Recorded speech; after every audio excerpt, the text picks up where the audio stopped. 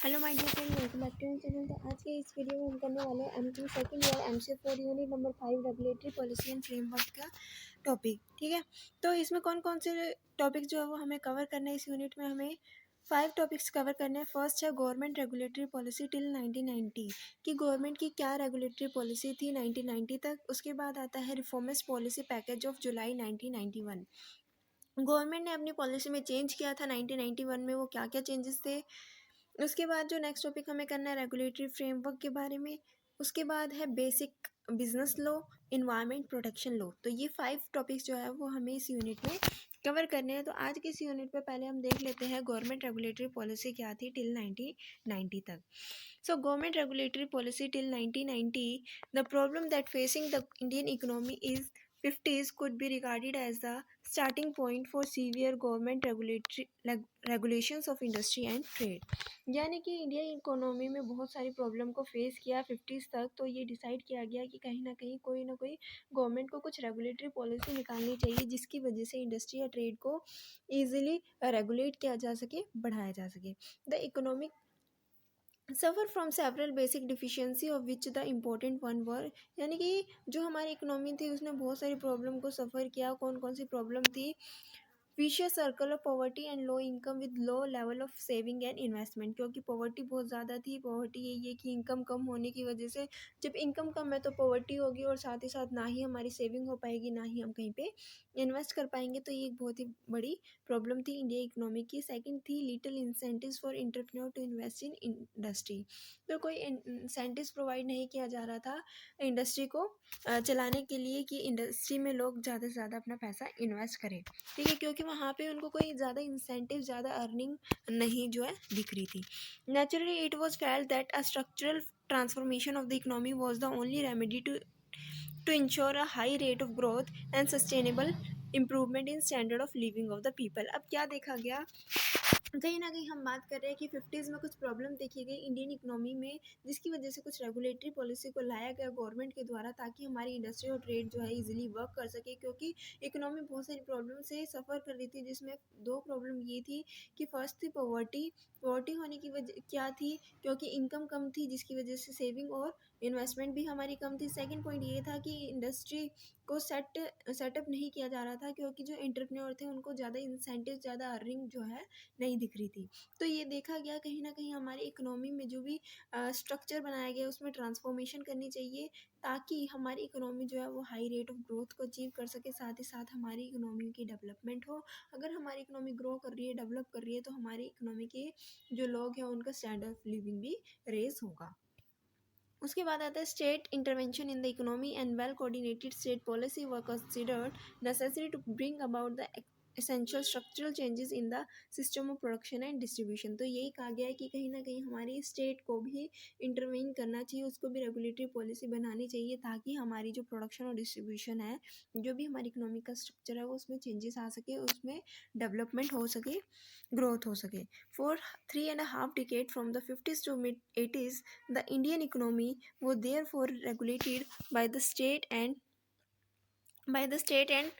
Central government through legal and administrative measures. तो इसमें यही कहा गया 3.5 डिकेड से, अगर हम 50 से 80s की बात करते हैं, 50 से 80s में जो भी हमारी इंडिया की इकोनॉमी थी वो किसके द्वारा रेगुलेट की जा रही थी। सेंट्रल और स्टेट गवर्नमेंट जो है हमारी इंडियन इकोनॉमी को रेगुलेट कर रहे थे लीगल और एडमिनिस्ट्रेटिव मेजर्स का यूज़ करके। The outlook that prevailed then was that government should ensure allocation of resources for development according to the planned policies, priorities and correct market failures causing inequality and imbalance। इसमें ये कहा गया कि government को ये ध्यान रखना चाहिए कि उसको अपनी इकोनॉमी के रिसोर्सेज को बेस्ट यूटिलाइज करना चाहिए। ठीक है, अपनी इकोनॉमी के रिसोर्सेज को यूटिलाइज अच्छे से करना चाहिए, प्लानिंग करनी चाहिए। जो भी मार्केट फेलियर्स है, जो भी हमारी इकोनॉमी इनइक्वालिटीज़ है, इम्बैलेंस है, उनको करेक्ट करना चाहिए। The result was essentially a policy framework overruling marketing forces in the interest of equitable and balanced growth। तो इसमें ये कहा गया कि हमें इस तरीके की पॉलिसीज़ को बनाना चाहिए, इस तरीके के रूल्स रेगुलेशंस को बनाना चाहिए कि हमारी जो इकोनॉमी है, जो मार्केट फोर्स है, वो इक्विटेबल और बैलेंस जो है वो ग्रो करे। ठीक है, कोई भी जो है भेदभाव ना हो, कोई भी इम्बैलेंस या इनइक्वालिटीज़ किसी के साथ भी नहीं होनी चाहिए। The regulatory policy major which were instituted by the government of India till the mid 80s including the following, यानी कि 80s तक गवर्नमेंट के क्या रूल्स और रेगुलेटरी पॉलिसी बनाए हुए थे उसके बारे में हम देख लेते हैं। तो जो फर्स्ट पॉलिसीज थी वो थी a comprehensive system of industrial licence under industries development and regulatory act 1951 and the control over capital issue under the capital issue control act 1956। तो इसमें यही कहा गया है कि उस समय 90s तक हमारी ये पॉलिसीज थी कि जो भी इंडस्ट्री वगैरह सेटअप होगी उसको सबसे पहले लाइसेंस की ज़रूरत होगी, उसके बिना वो कोई भी इंडस्ट्री जो है अपनी सेटअप नहीं कर सकता। तो इसके लिए एक स्पेसिफिक एक्ट बनाया गया था, डेवलपमेंट एंड रेगुलेटरी एक्ट 1951। जो नेक्स्ट था वो ये था कि कोई भी कंपनी अपनी कंपनी के शेयर को इशू करती है, कैपिटल इशू करती है, ठीक है, तो उसके लिए एक कंट्रोल एक्ट बना दिया गया कि एक स्पेसिफिक लिमिट बना दी गई कि इस लिमिट से ज़्यादा इशू नहीं कर सकते। तो वो किसके अंदर आता है, कैपिटल इशू कंट्रोल एक्ट 1956 के अंदर ये एक्ट लाया गया कि कोई भी लिमिट सेट कर दी कि इस लिमिट से आगे जाके आप कोई भी कैपिटल इशू नहीं कर सकते, ठीक है। उसके बाद आता है reservation of certain industry for development in the public sector and certain industry in the small scale sector. इसमें ये कहा गया कि कुछ ऐसी इंडस्ट्री थी जो कि सिर्फ और सिर्फ पब्लिक सेक्टर के हाथों में थी, उसमें प्राइवेट सेक्टर इन्वॉल्व नहीं हो सकता, सिर्फ और सिर्फ पब्लिक सेक्टर ही उन इंडस्ट्री को रेगुलेट करेगी। सेकंड ये था कि कुछ ऐसी इंडस्ट्री थी जिनको स्मॉल स्केल सेक्टर के अकॉर्डिंग जो है दे दिया कि सिर्फ और सिर्फ स्मॉल स्केल सेक्टर ही इनको क्या करेंगे, रेगुलेट करेंगे। लार्ज स्केल सेक्टर इनको रेगुलेट नहीं कर सकते क्योंकि उनकी अर्निंग को हमें देखना था, उनके ताकि वो अच्छे से सर्वाइव कर सके। अगर कहीं ना कहीं large scale sector, large scale industry उन इंडस्ट्री को रेगुलेट करेगी तो कम प्राइस पे वो लोगों को सेम जो है चीज़ ऑफर करेगी, तो स्मॉल स्केल इंडस्ट्री से कोई भी उन चीज़ों को परचेज नहीं करेगा। इसलिए कहा गया था कि उस समय कुछ ऐसी इंडस्ट्री थी जो कि पब्लिक सेक्टर ही रन करेगी, कुछ ऐसी इंडस्ट्री थी जो कि स्मॉल सेक्टर ही रन करेंगे, ऐसा नहीं है कि कोई भी उनको चला सके। उसके बाद नेक्स्ट जो पॉइंट है वो ये है कि licensing of import with the basic objective of import substitution. 80s तक ये था कि हमें इंपोर्ट को कम से कम करना है, इंपोर्ट को कम से कम इसलिए करना है क्योंकि अगर हम कहीं ना कहीं हम अपनी कंट्री में कोई भी गुड्स या सर्विसेज इंपोर्ट करते हैं तो हमारी कंट्री से जो पैसा है वो दूसरी कंट्री में जाता है, तो जो मनी है उसका क्या होता है, आउटफ्लो होता है, जिसकी वजह से हमें ये कहा गया कि इंपोर्ट को सब्सटीट्यूट करना है, कम से कम इंपोर्ट करना है।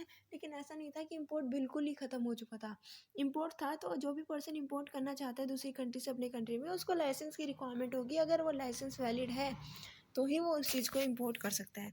नेक्स्ट जो पॉलिसी थी वो ये थी, control and regulation of foreign direct investment that is FDI, import of technology, foreign collaboration and joint venture, यानी कि कोई भी बाहर की कंट्री हमारी कंट्री में आके इन्वेस्टमेंट नहीं कर सकती थी, कोई भी टेक्नोलॉजी का हम इंपोर्ट नहीं कर रहे थे, या फॉरेन कोलैबोरेशन यानी कि इंडिया की कंपनी और फॉरेन की कंट्री मिल के जॉइंट वेंचर कर रही है, मिल के काम कर रही है, ऐसा कुछ भी नहीं था। इन सारी चीज़ों पे क्या था, कंट्रोल था। उसके बाद नेक्स्ट पॉइंट था price control and control in specific product market. कहीं पे क्या था, प्राइस पे कंट्रोल किया हुआ था कि इस लिमिट, मिनिमम लिमिट सेट की हुई थी, मैक्सिमम लिमिट सेट की हुई थी, और कहीं ना कहीं कुछ स्पेसिफिक प्रोडक्ट मार्केट पे भी क्या था, कंट्रोल किया हुआ था।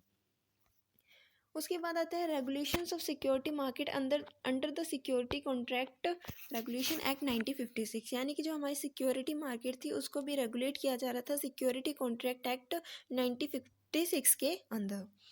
Apart from the legal and administrative measures which were enforced by the minister and government department, the regulatory system was operated through several institution agencies as advisory, regulatory, quasi-judicial authority as follows।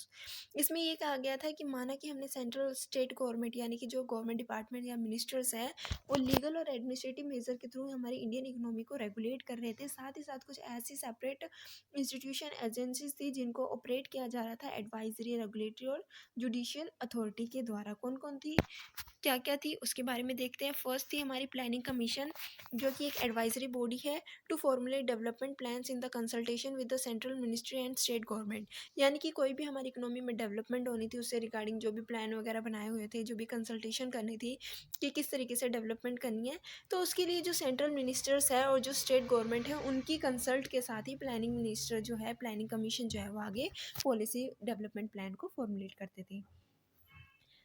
उसके बाद next point था कि the reserve bank of India with statutory authority to regulate money and credit supply, commercial banking and controlling foreign exchange operation. तो हमारा जो RBI था वो statutory authority के साथ मिलके ये डिसाइड करता था कि किस तरीके की रेगुलेटरी पॉलिसी होगी, क्रेडिट सप्लाई हमारी इकोनॉमी में कितनी होनी चाहिए, कमर्शियल बैंकिंग के बारे में, ठीक है, रेपो रेट वगैरह क्या होने चाहिए, कि किस रेट पे कमर्शियल बैंक की यही पॉलिसी थी कि लोन किस रेट पे लेना चाहिए, देना चाहिए, और डिपॉजिट जो होंगे पब्लिक के वो किस रेट पे लेने चाहिए। तो जितनी भी पॉलिसीज़ वगैरह थी बैंकिंग से रिलेटेड वो आरबीआई जो है वो स्टैट्यूटरी अथॉरिटी के साथ मिलके ही डिसाइड करता था। उसके बाद जो नेक्स्ट था एमआरटीपी कमीशन। एमआरटीपी कमीशन क्या है? Constituted under the monopoly and restrictive trade practice act. इसका काम क्या था? To investigate and regulate the concentrations of economic power and monopolistic restrictive and unfair trade practices. इस कमीशन का काम यही था कि ये चेक करना कि कोई मोनोपोली तो क्रिएट नहीं कर रहा, कोई ट्रेड रिस्ट्रिक्टिव ट्रेड प्रैक्टिस तो नहीं कर रहा, कोई ऐसा काम तो नहीं कर रहा जिस पे रिस्ट्रिक्शन है और वो फिर भी उस काम को कर रहा है, अनफेयर ट्रेड प्रैक्टिस तो नहीं कर रहा, कोई गलत काम तो नहीं कर रहा। वो सारी चीज़ों देखने का काम था एमआरटीपी कमीशन का। एमआरटीपी कमीशन की फुल फॉर्म है monopoly and restrictive trade practice act. उसके बाद था bureau of industrial cost and prices. एक एडवाइजरी बॉडी है to assist the government in the determination of fair prices and price fixation of industrial product. यानी कि industrial product जितने भी होते हैं उनके लिए जो भी फेयर प्राइस है या फिर जो भी प्राइस फिक्सेशन का काम किसका था? Bureau of industrial cost and price. ये एक एडवाइजरी बॉडी है जो हेल्प करती थी गवर्नमेंट की प्राइस को फिक्स करने में इंडस्ट्रियल प्रोडक्ट के। ब्यूरो क्या होता है? गवर्नमेंट डिपार्टमेंट होता है, ठीक है। उसके बाद आता है कि bureau of public enterprises. Bureau of public enterprises to provide the advisory management services to public sector undertaking and assist ministers in project evaluation and implementation. तो ब्यूरो ऑफ पब्लिक एंटरप्राइज ये कहती थी, ये इसका काम था कि जो भी मिनिस्टर्स वगैरह को प्रोजेक्ट वगैरह इवैल्यूएट करने होते थे, इम्प्लीमेंट करने होते थे, तो इनसे जो है वो राय करती थी, इनसे एडवाइस वगैरह लेते थे, ठीक है। उसके बाद क्या आता है? While the economic growth rate showed some positive result and stability in the 50s and judgement in the 70s showed that the industrial growth rate had declined since the mid 16s, the pressures of unemployment has increased as per capita availability of essential consumer goods remain still. तो ये इसमें यही कहा गया है कि जो हमारी इकोनॉमिक ग्रोथ रेट थी वो पॉजिटिव रिजल्ट शो कर रही थी और स्टेबल थी 50s तक, ठीक है। उसके बाद ये क्या हुआ कि ये देखा गया कि अनएम्प्लॉयमेंट बहुत ज़्यादा इंक्रीज़ हो गई है, पर कैपिटा इनकम भी जो है वो कैसी है? कम ही है, ठीक है। तो with the above finding there was serious rethinking on the issues bearing on the government regulatory policy, क्योंकि गवर्नमेंट ने कुछ इस तरीके की रेगुलेटरी पॉलिसी बनाई थी जिसकी वजह से हमारी इकोनॉमी जो है अच्छे से ग्रो नहीं कर रही थी, हमारी इकोनॉमी में जो है वो बहुत ज़्यादा रिस्ट्रिक्शन थी, इम्पोर्ट वगैरह पे भी रिस्ट्रिक्शन थी, एफडीआई वगैरह पे भी रिस्ट्रिक्शन थी, जो कैपिटल शेयर वगैरह इशू कर रहे हैं उस पर भी कहीं ना कहीं रिस्ट्रिक्शन थी। तो गवर्नमेंट ने जो भी हमारी इकोनॉमी को ऑपरेट किया जा रहा था 50s to 80s तक, वो सेंट्रल गवर्नमेंट और स्टेट गवर्नमेंट मिलके ही कुछ रेगुलेटरी पॉलिसीज़ बना रही थी, लीगल और एडमिनिस्ट्रेटिव पॉलिसी के थ्रू रेगुलेट कर रही थी। वो पॉलिसी हमने देख ली कौन कौन सी पॉलिसीज जो थी 80s तक बनाई गई थी जिसके अकॉर्डिंग हमारी इकोनॉमी रेगुलेट कर रही थी। बट इन पॉलिसीज़ के बावजूद भी हमारी इकोनॉमी जो है वो इतनी अच्छी तरीके से ग्रो नहीं कर रही थी, बहुत सारे इश्यूज थे, बहुत सारी प्रॉब्लम थी जो कि इकोनॉमी को फेस करनी पड़ रही थी। तो ये देखा गया था कि कहीं ना कहीं हमारी रेगुलेटरी पॉलिसीज़ को चेंज करना चाहिए अगर हमें अपनी इकोनॉमी को ग्रो करना है तो। As a result, the industrial policy was revised comprehensively in July 1980s and many perceptible changes were brought in April 1982 and thereafter mostly aimed at liberalization and relaxation of control। तो कुछ policies वगैरह बनाई गई थी 1980 में, 82 में भी बनाई गई थी, 82 में भी कुछ चेंजेस लाए गए थे। उसके बाद ये देखा गया कि जो हमारी पॉलिसीज़ वगैरह है उसमें हमें लिबरलाइजेशन लानी पड़ेगी, जो भी रिस्ट्रिक्शन है उन रिस्ट्रिक्शन को हटाना पड़ेगा, जो भी कंट्रोल वगैरह हमें किए उनको कंट्रोल को हटाना पड़ेगा, ठीक है। अब these included changes in policy with respect to expansion of industrial capacity and introducing liberal rules with regard to foreign direct investment, foreign collaboration and capital goods import। तो इसमें क्या कहा गया कि जो भी हमारी पॉलिसी वगैरह थी उसमें चेंजेस लाए गए। इसमें क्या क्या चेंजेस लाए गए? एक्सपेंशन ऑफ इंडस्ट्रियल कैपेसिटी, कि जो भी इंडस्ट्री वगैरह हम कह रहे थे, इंडस्ट्री की बात कर रहे थे, तो इंडस्ट्रियल कैपेसिटी को बढ़ाया जाए, क्योंकि जितने भी कंट्रोल थे उनको हटा दिया जाए, ठीक है। जितने भी लाइसेंस रिक्वायरमेंट थी उनको भी कम किया जाए, ठीक है। तो ज़्यादा से ज़्यादा लोग इंडस्ट्री वगैरह को ओपन करें। और लिबरल रूल्स, कुछ ऐसे रूल्स थे जिनमें सख्त जो कानून बनाया हुआ था उनको भी आज़ाद किया गया ताकि लोग अच्छे से जो है वो काम कर सके। एफडीआई जो थी उस पर भी रिस्ट्रिक्शन थी कि कोई बाहर की कंट्री आके हमारी कंट्री में एफडीआई नहीं कर सकते, हम बाहर की कंट्री में जाके एफडीआई नहीं कर सकते, या फिर कोलैबोरेशन नहीं कर सकते, जॉइंट वेंचर नहीं कर सकते, या इंपोर्ट नहीं कर सकते। तो इन सारी रिस्ट्रिक्शन को हटाया गया था ताकि हमारी इकोनॉमी अच्छे से ग्रो कर सके, आगे बढ़ सके। On the whole the policy changes offered great scope for expansion of private enterprises, यानी कि जब हमने अपनी पॉलिसी में चेंजेस किए, जो लिबरलाइजेशन किया, कंट्रोल जो थे वो हटा दिए गए, तो हमारी जो प्राइवेट एंटरप्राइजेस थी वो क्या करने लगी, एक्सपेंड करने लगी, उनको भी बहुत ज़्यादा स्कोप मिला। ठीक है, but this changes in policy did not bring about the desired result. ऐसा करने के बाद भी जो हमने सोचा था हम उस चीज़ को अचीव कर ही नहीं पाए। क्यों नहीं कर पाए? It was realise that a liberal import policy leading to higher import was not accompanied by equivalent rise in export in spite of several export promoting measures adopted at the same time, and the mounting deficit in the balance of trade could not be taken care of। तो reason ये था, policy में change हो गया, liberalise कर दिया, control हटा दिए, फिर भी हमारी इकोनॉमी अच्छे से ग्रो नहीं कर पा रही। रीज़न ये था कि इंपोर्ट जो सब्सटीट्यूशन था उस पर हटा ही दिया। इंपोर्ट सब्सटीट्यूशन, हमने कहा था इंपोर्ट कम से कम करो, हमारा मेन एम ये था इंपोर्ट कम करने का कि हमारी इकोनॉमी का पैसा दूसरी कंट्री में ना जाए। जब हमने लिबरलाइज किया तो इंपोर्ट्स पे जो रिस्ट्रिक्शन थी वो सारी हट गई, तो लोगों ने अपनी कंट्री में इंपोर्ट करना बहुत ज़्यादा स्टार्ट कर दिया, जिसकी वजह से हमारा जो कंट्री का मनी था वो दूसरी कंट्री में जाने लग गया। इतना पैसा हमारी कंट्री में आया नहीं एक्सपोर्ट के ज़रिए। ठीक है, एक्सपोर्ट करना है कि हम अपनी कंट्री से दूसरी कंट्री में सामान ज़्यादा से ज़्यादा भेजेंगे तभी हमारी कंट्री में पैसा आएगा, मनी आएगी, लेकिन ऐसा नहीं हुआ। एक्सपोर्ट तो था लेकिन इतना नहीं था जितना हमारा इंपोर्ट था, जिसकी वजह से क्या हुआ कि एक्सपोर्ट कम होने की वजह से, इंपोर्ट ज़्यादा होने की वजह से हमारा बैलेंस ऑफ पेमेंट जो है वो डेफिसिट शो करने लग गया। इसका मतलब यही है कि हमारे ऊपर जो लोन वगैरह था, जो बर्डन था एक्सटर्नल पेमेंट का, वो इंक्रीज हो गया। Only not only that, growing physical deficit and imbalance in external payment led to increase the borrowing at the home and abroad, and so also the mounting inflationary pressure. अब क्या हुआ, loan बहुत ज़्यादा हो गया, हमारे ऊपर प्रेशर बहुत ज़्यादा हो गया कि हमें पेमेंट करनी है, इतना ज़्यादा इंपोर्ट कर लिया, तो जो भी हमने लोन लिया है अब्रॉड से उसकी भी पेमेंट करनी है, क्योंकि बोरिंग्स इंक्रीज़ हो चुकी है। अब बोरिंग इंक्रीज़ हो गई, हमारी इकोनॉमी में क्या आ गया, इन्फ्लेशनरी प्रेशर आ गया कि चीज़ों के जो प्राइस है वो क्या हो गए, बढ़ने लग गए। The policy changes lead to the growth of industrial producing lightest item. अब क्या हुआ, जो पॉलिसी में चेंज आने की वजह से क्या हुआ कि जो इंडस्ट्री ग्रो होने लगी, तो बहुत सारी इंडस्ट्री क्या हुआ, रिच पर्सन के लिए जो है वो सामान बनाने लगी। रिच पर्सन के लिए सामान बनाने का मतलब ये है कि आप किसी भी प्राइस पे भेजो वो खरीदने के लिए तैयार है। ठीक है, आप ज़्यादा से ज़्यादा, तो जो इंडस्ट्री थी, जो प्राइवेट इंडस्ट्री है, उनका मेन मोटिव तो यही है कि ज़्यादा से ज़्यादा प्रॉफिट अर्न करना। अब ज़्यादा से ज़्यादा प्रॉफिट तो वो इस तरीके से अर्न कर सकते हैं कि अगर वो रिच पर्सन के लिए बना रहे हैं, अच्छे से अच्छे गुड्स को बना रहे हैं, अच्छी क्वालिटी के गुड्स को बना रहे हैं, तो पॉलिसी चेंज होने की वजह से क्या हुआ कि जो प्रोडक्ट थे वो इलाइटस यानी कि रिच पर्सन के लिए बनाए जाने लग गए, ना कि वेज अर्नर के लिए बनाए जाने लग गए। ठीक है, and however the industrial production recovered appreciably during the 80s as compared with the later half of the 60s and 70s। अब क्या देखा गया कि जो हमारी इंडस्ट्रियल प्रोडक्शन थी वो तो बढ़ गई, क्योंकि रिस्ट्रिक्शन वगैरह जो थी वो हमने हटा दी। रिस्ट्रिक्शन हटाने की वजह से जो हमारी इंडस्ट्रीज थी, अगर उसको देखें तो 80s में जो हमारी इंडस्ट्री प्रोडक्शन थी वो बहुत ज़्यादा हो गई अगर हम कंपेयर करते हैं उसको 60s और 70s से। तो ड्यूरिंग 81 और 85 द इंडस्ट्रियल ग्रोथ रेट वो 6.4% पर एनम। 5 सालों में 81 से 85 तक जो भी 5 ईयर्स थे उसमें जो हमारा इंडस्ट्री का ग्रोथ रेट था वो 6.4% था, और उसके नेक्स्ट 5 ईयर्स में 85 टू 90s में जो हमारा ग्रोथ रेट था वो इंक्रीज़ होके 8.5% तक पहुंच गया, जो कि 4% था मिड 60s और 70s में। यानी कि 60s और 70s से अगर हम कंपेयर करते तो हमारी इंडस्ट्रियल ग्रोथ जो है वो बहुत ज़्यादा अच्छी खासी इंक्रीज़ हुई है।